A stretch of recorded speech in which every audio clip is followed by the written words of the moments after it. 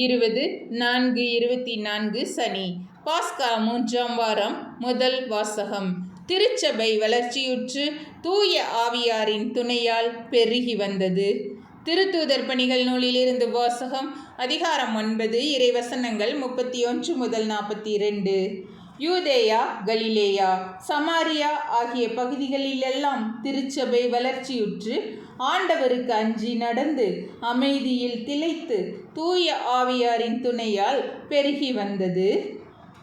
பேதுரு எல்லா இடங்களுக்கும் சென்று வந்தார். ஒரு நாள் லித்தாவில் வாழ்ந்த இறை மக்களிடம் வந்து சேர்ந்தார். அங்கே அவர் 8 ஆண்டுகள் முடக்குவாதத்தால் படுக்கையில் கிடந்த ஜனேயா என்னும் பெயருடைய ஒருவரை கண்டார்.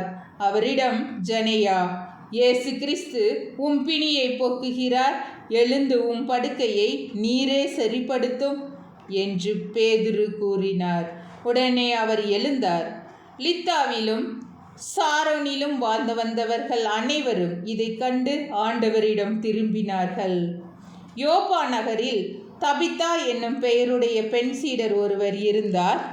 அவர் தொட்கா என்றும் அழைக்கப்பட்டார். நன்மை செய்வதிலும் இரக்க செயல்கள் புரிவதிலும் அவர் முற்றிலும் ஈடுபட்டிருந்தார். உடல் நலம் குன்றி ஒரு நாள் அவர் இறந்து விட்டார். அங்கிருந்தோர் அவரது உடலை குளிப்பாட்டி மேல் மாடியில் கிடத்தியிருந்தனர்.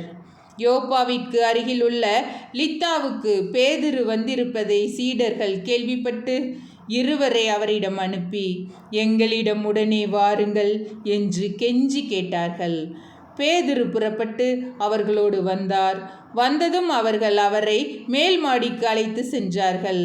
கைம்பெண்கள் அவர் அருகில் வந்து நின்று தொட்கா தங்களோடு இருந்தபோது செய்து கொடுத்த எல்லா அங்கிகளையும் ஆடைகளையும் காண்பித்தவாறே அழுதார்கள். பேதுரு அனைவரையும் வெளியே அனுப்பிவிட்டு முழந்தால் படியிட்டு இறைவனிடம் வேண்டினார். அவரது உடலின் பக்கமாக திரும்பி, தபித்தா, எழுந்திடு என்றார். உடனே அவர் கண்களை திறந்து பேதுருவை கண்டு எழுந்து உட்கார்ந்தார். பேதுரு அவருடைய கையை பிடித்து எழுந்து நிற்க செய்தார். இறை மக்களையும் கைம்பெண்களையும் கூப்பிட்டு அவர்கள் முன் அவரை உயிருடன் நிறுத்தினார். இது யோப்பா நகர் முழுவதும் தெரிய வரவே ஆண்டவர் மீது பலர் நம்பிக்கை கொண்டனர். யோப்பாவில் உள்ள தோல் பதனிடும் சீமோன் என்பவரிடம் பேதுரு பல நாள் தங்கியிருந்தார். ஆண்டவரின் அருள்வாக்கு.